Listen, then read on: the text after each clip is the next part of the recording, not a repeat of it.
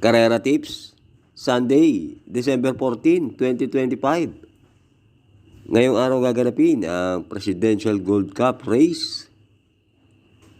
Race 1, Pagcord Juvenile, distance 1,200 meters na merong 4 entries. Start ito ng Peak 5, races 1 to 5. Dito sa race 1, pampremera ko yung entry number 3, Lady Outlaw, sakay ni Mark Alvarez. Sa apat na yan, si Lady Outlaw ang pinakabatak sa laban. At nung minsan, segundo na yan sa isang juvenile race din. At panigundo ko yung entry number 1, Captive Moment, sakay ni Apoy Asuncion.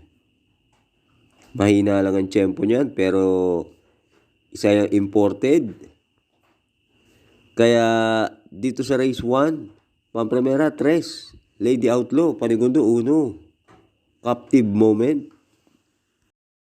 Race 2, Juvenile Phyllis Race, distance 1,400 meters na merong 4 entries. Dito sa race 2, sosolohin ko na yung entry number 1, Joe Dropping, sakay ni P.O. Repe. Sa tingin ko, enough na yung tempo niya na 126.8 sa 1.4 para manalo sa karerang to.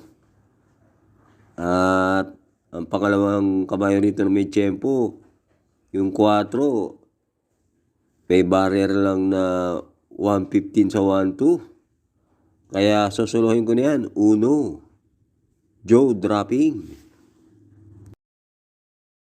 Race 3, Philrocom Anniversary Race, distance 1,650 meters na merong 7 entries but 6 in betting option.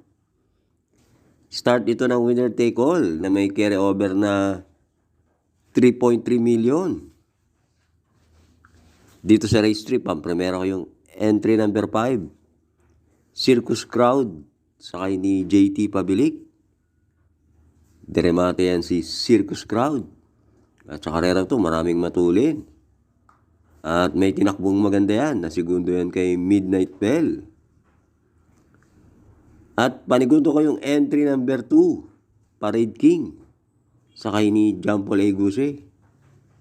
Alam naman natin yan si Parade King. Magaling yan pag nadedihado. At dati na rin niyang tinalo ang ibang entries dito. Kaya dito sa race 3, pampremera 5, Circus Crowd, panigundo 2, Parade King. Race 4, Anton Lagdameo Championship, distance 1,400 meters na merong 4 entries. Start ito ng Peak 5, races 4 to 8. Dito sa race 4, sosolohin ko na yung entry number 4, Isabel, sakay ni JB Hernandez. Gumawa yan ng 124 sa 1.4. Impressive ang panalo niyan. Kaya sosolohin ko na yan. Kaya dito sa race 4, solo 4, Isabel. Race 5, 2025 Presidential Gold Cup Race, distance 2,000 meters na merong 12 entries but 10 in betting option. Dito sa race 5, pampremera ko na rin yung entry number 3, Beyabel, sakay ni JB Hernandez. Ang ganda ng panalo niyan sa ganyan din distansya. Gumawa ng 2 minutes 3. At panigundo ko yung entry number 7, Jungkook, sakay ni KB Abobo. Angkop kay Jungkook ang ganyan distansya. At saka nandiyan kasi si Don Julio. Baka mabigyan niya ng pressure si Beyabel. Kaya dito sa race 5, pampremera 3, Beyabel, panigundo 7, Jungkook. Race 6, Esguerra Farms Trophy Race, Distance 1,400 meters na merong 8 entries. Start ito ng second winner take all. Races 6 to 12.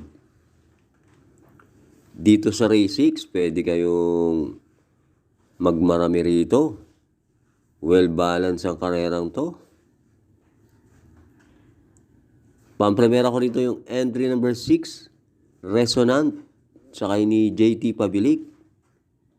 Na pang-apat yan nung manalo si Anytime Anywhere sa isang 1,800 meter race.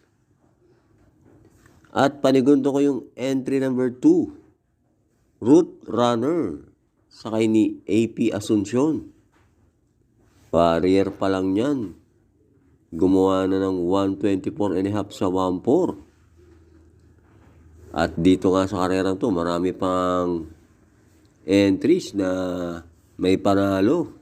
Kaya bahala na kayong magdagdag. Kaya dito sa race 6, pampremera sa is Resonant. Panigundo 2, Route Runner. Race 7, Rancho Santa Rosa Trophy Race. Distance 1,400 meters na merong 7 entries. Start ito ng peak 6, races 7 to 12. Dito sa race 7, pampremera ko yung entry number 3, Speed Dancer, sakay ni Pabs Caballero. Sa karerang to, hindi naglalayo ang mga tiyempo nila. Dito na ako kakampi sa isang 3-year-old. At ika nga, yung mga ganyang 3-year-old, pwede pa mag-improve yan. Panigundo ko yung entry number 1, Monument, sakay ni RC Simasio. Last run sa isang 1,200 meter race, na segundo yan. Gumawa ng 1:14 sa 1:2.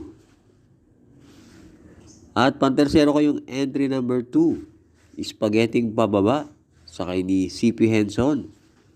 Yan naman, na segundo kay Harana. Kaya dito sa race 7, pampremera 3, Speed Dancer. Panigundo 1, Monument. Pantersero 2, Spaghetting Pababa. Race 8, Okada Trophy Race. Distance 1,400 meters na merong 7 entries. Start ito ng peak 5. Races 8 to 12. Dito sa race 8, pampremera ko.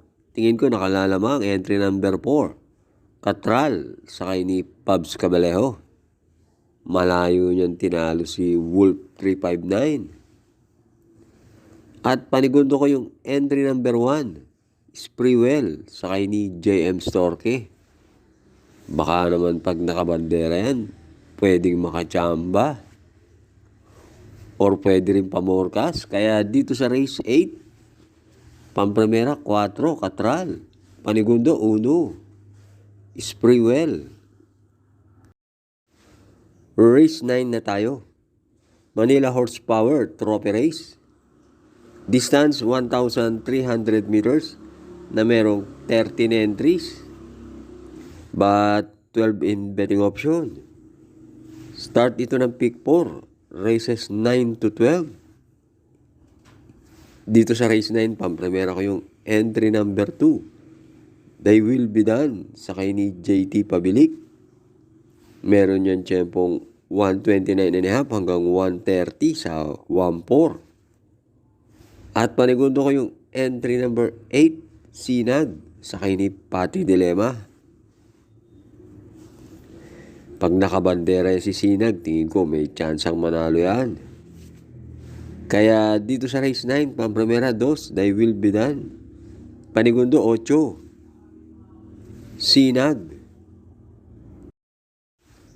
Race 10, Magic Millions Trophy Race. Distance 1,400 meters na merong 6 entries.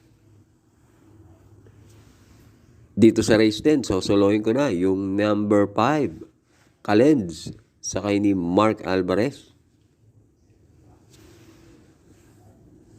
Last run nung masigundo yan, Tumapos siya ng 124.5 sa 1.4. Kaya tingin ko nakalalamang yan.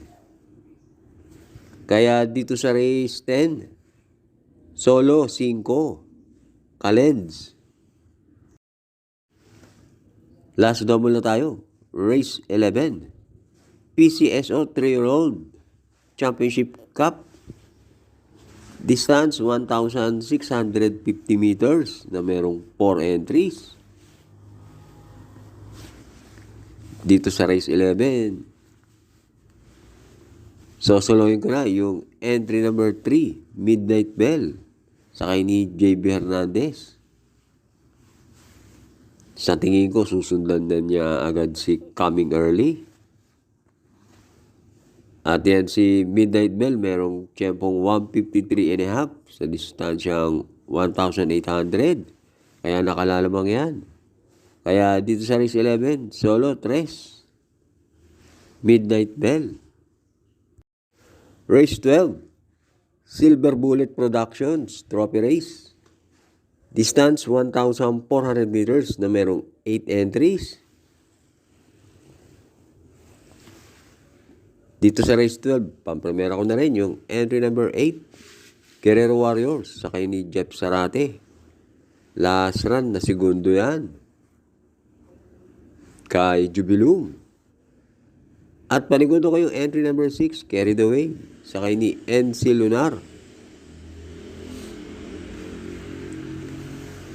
Sa tingin ko, yan lang ang pwedeng tsumamba kay Guerrero Warriors. Kaya dito sa race 12, pampamira, 8, Guerrero Warriors, panigundo sa East, Carried Away.